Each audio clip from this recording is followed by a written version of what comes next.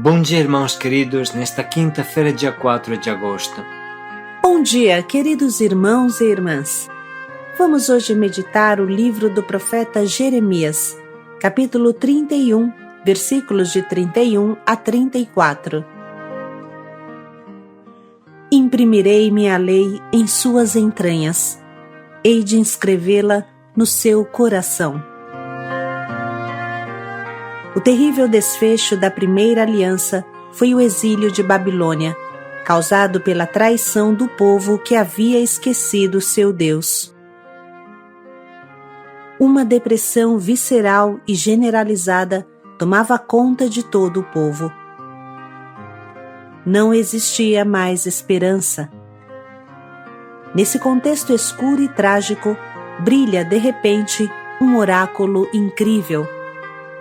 Haverá uma nova aliança que partirá de Deus. Ele mesmo colocará a Torá, a lei, no coração de todos, nas entranhas de todos. Todos conhecerão o Senhor por experiência pessoal e os pecados serão perdoados.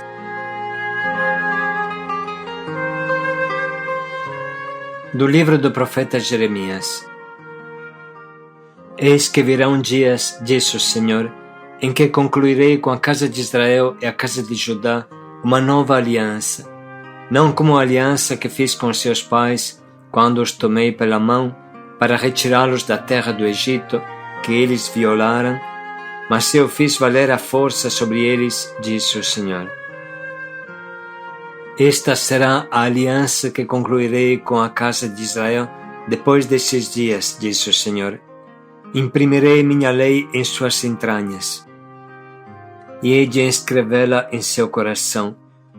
Serei o seu Deus, e eles serão o meu povo.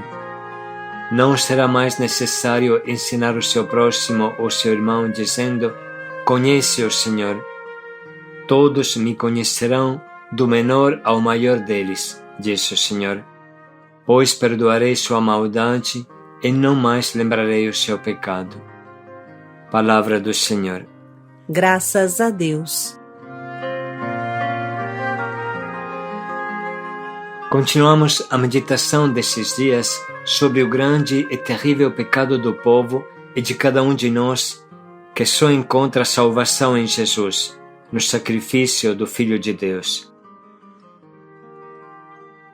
A partir do exílio de Babilônia, Israel vive um estado de prostração que está bem longe da situação gloriosa do tempo do rei Davi e de Salomão. Destruir o templo era como transpassar o coração, matar a mãe ou a esposa. Nada havia em Israel mais precioso do que o templo. Acabar com o templo era acabar com o povo da aliança. É isso que aconteceu com a queda de Jerusalém e o exílio de Babilônia. O templo, a glória de Israel, foi destruída completamente. O templo de Yahvé era a presença viva de Deus no meio do seu povo, e esta presença se interrompe quando Deus castiga o seu povo. O sofrimento não consistia tanto na demolição do edifício sagrado, mas no fato que o fim do templo representava o fim da aliança, o fim do relacionamento com Deus, o abandono total. A sensação interior era forte e clara. Tudo acabou, não há mais esperança. Agora só existe a morte. Israel se reduziu a um vale de ossos áridos. Os séculos do pós-exílio não conseguem, de forma alguma, levantar a grandeza de Israel. Aliás, tornam mais aguda a humilhação do povo, continuamente oprimido por alguma superpotência estrangeira. Na consciência comum, se abre o caminho de uma convicção profunda. Sozinhos não conseguiremos nunca. Por causa de nossos pecados, jazemos dentro de uma fossa da morte, sem conseguir fazer o mínimo movimento. Salva-nos, Senhor.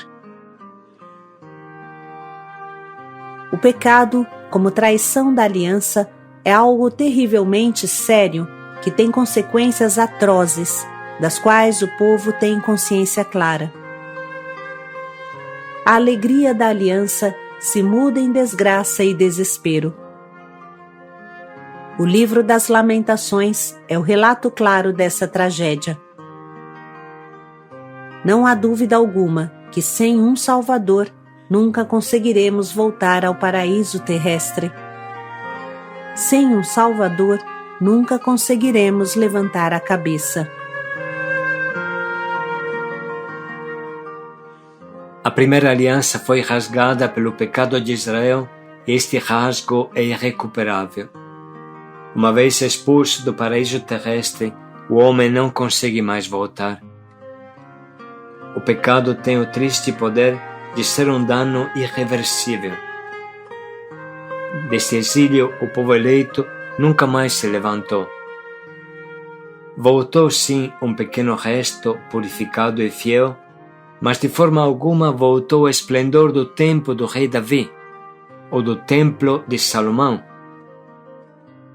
O famoso resto de Israel lentamente adquire consciência de que Deus não abandona o seu povo, apesar da primeira aliança estar totalmente destruída. Depois do exílio, o povo eleito é como que um povo sem aliança, à espera de uma nova e definitiva aliança, que não fracasse igual à primeira. Esta nova aliança não poderá de forma alguma ser somente fruto do esforço pessoal, da capacidade pessoal de fidelidade. Tudo isso já tinha fracassado irreversivelmente. A nova aliança será uma ação que parte de Deus e transforma o homem, capacitando-o à fidelidade matrimonial com o seu Senhor. Esta é a extraordinária novidade, irmãos. Esta nova aliança, será uma ação que parte de Deus e transforma o homem, capacitando-o à fidelidade matrimonial com o seu Senhor.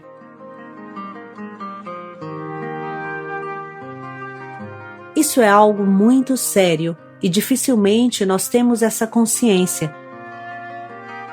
Se um delinquente mata um jovem inocente, a mãe desse jovem poderá perdoá-lo, mas esse perdão e o eventual arrependimento do assassino não são capazes de ressuscitar o jovem.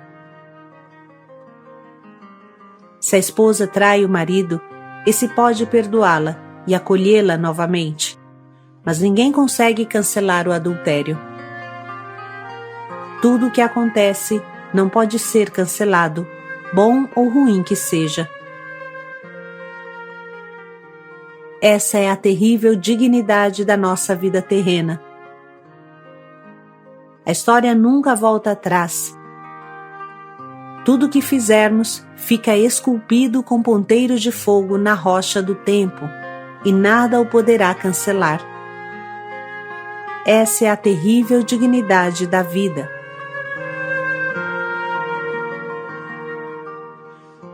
O pecado é irreversível. Suas consequências são irreversíveis e inesquecíveis. Nunca mais o homem poderá voltar ao paraíso terrestre que perdeu. Repetimos, no tempo do exílio, Israel amadureceu a certeza de que a primeira aliança estava irrecuperavelmente perdida e que Deus teria oferecido ao seu povo uma nova e eterna aliança, totalmente diferente da primeira. No meio dessa tragédia, em pleno exílio de Babilônia, vem um oráculo surpreendente e impressionante do profeta Jeremias, algo que era silenciosamente e ardentemente esperado, mas que não dependia do homem. Assim fala o profeta. Dias virão, oráculo do Senhor, em que concluirei com a casa de Israel e com a casa de Judá uma aliança nova. Não como a aliança que concluí com seus pais, no dia em que os tomei pela mão para fazê-los sair da terra do Egito. Minha aliança que eles próprios romperam, embora eu fosse o seu Senhor, oráculo de Yahvé.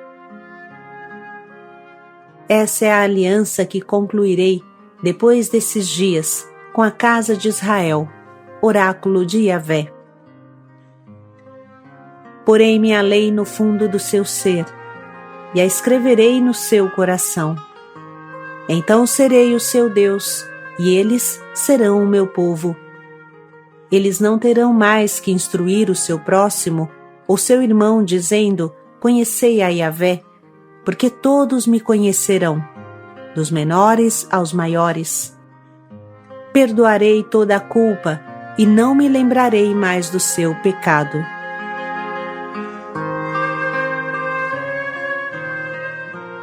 Esta aliança é nova porque a lei, a Torá, está escrita nos corações e não mais em tábuas de pedra. É nova porque todos conhecerão o Senhor universalmente. É nova porque os pecados serão perdoados. Aparece claro que o protagonista desta nova aliança é Deus. Ela é um dom oferecido por Deus para levantar da morte e da fossa a sua criatura. O profeta Ezequiel expressa com a forte imagem do vale de ossos áridos que ressuscitam e com a profecia que segue a esta visão.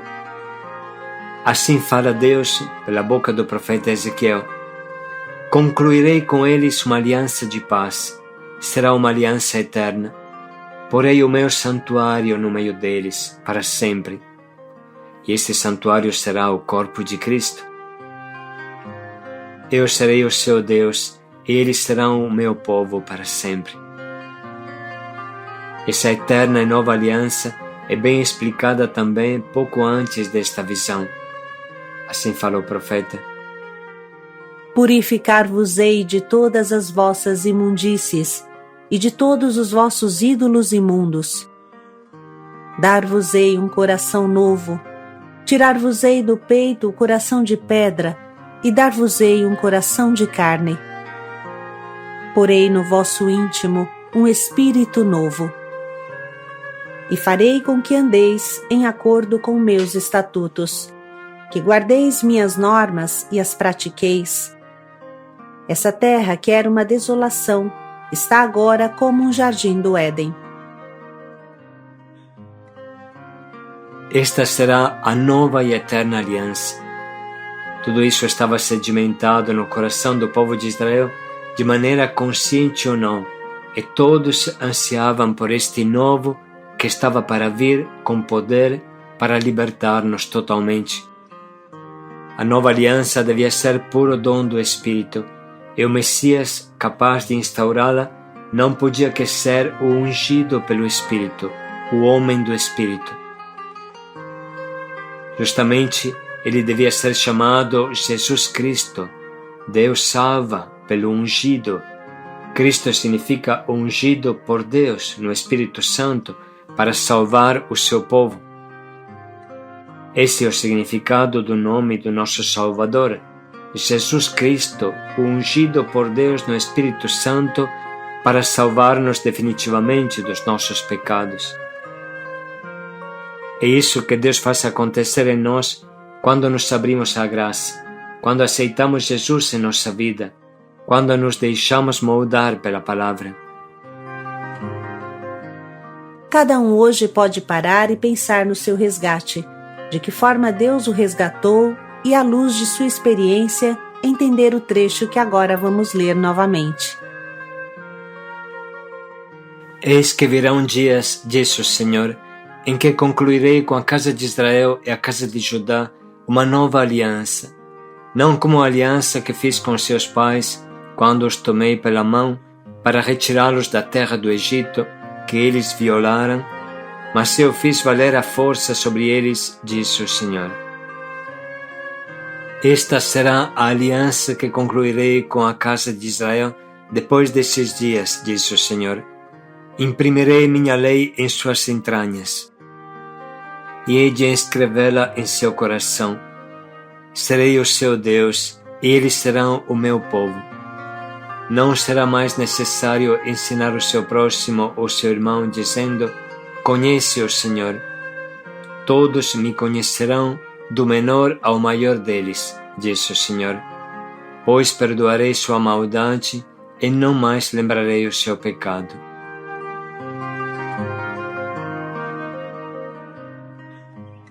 Vamos parar um pouco neste momento para anotar as frases da leitura ou da meditação que nos iluminam e nos preparam para escolher o nosso propósito.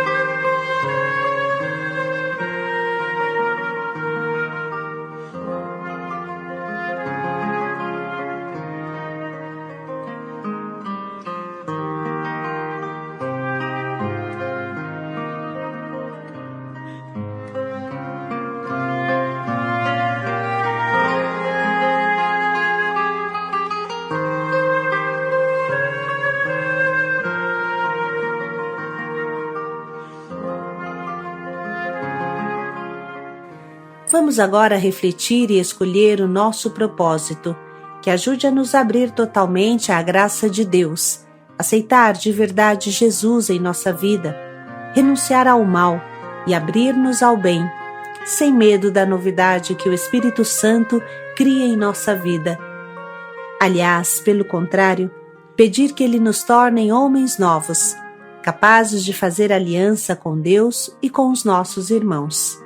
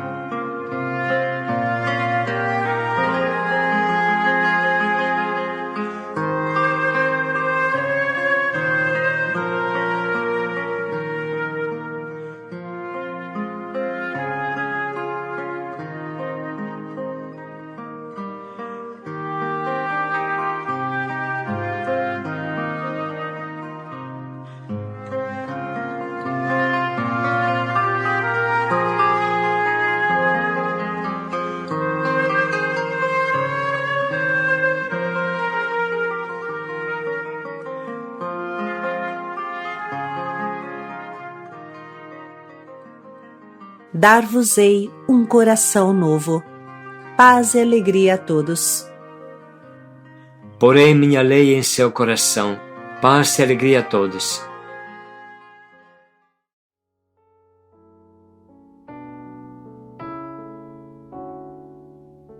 Conheço um coração tão manso, humilde e sereno, que louva ao Pai por revelar seu nome aos pequenos, que tem o dom de amar e sabe perdoar, e deu a vida para nos salvar.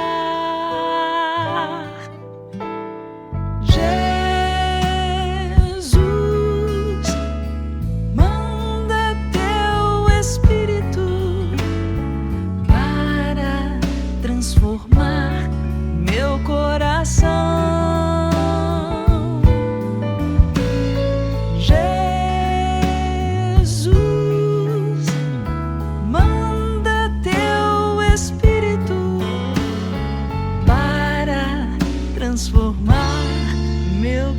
coração.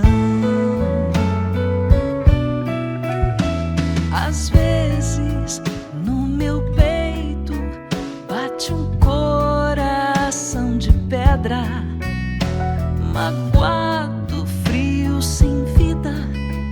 Aqui dentro ele me aperta, não quer saber de amar, nem sabe perdoar. Quer tudo e não sabe partilhar.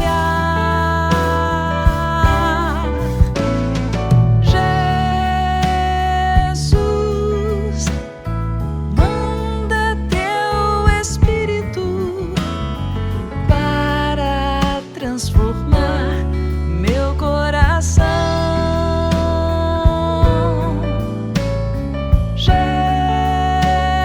Jesus, manda teu Espírito para transformar meu coração. Lava, purifica e restaura-me de novo. Serás o nosso Deus e nós seremos o teu povo. Derrama sobre nós a água do amor, o Espírito de Deus, nosso Senhor.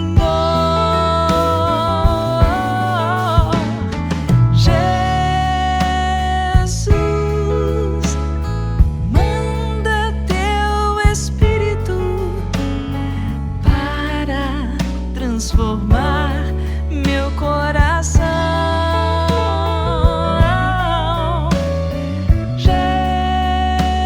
Jesus, manda teu Espírito para transformar meu coração.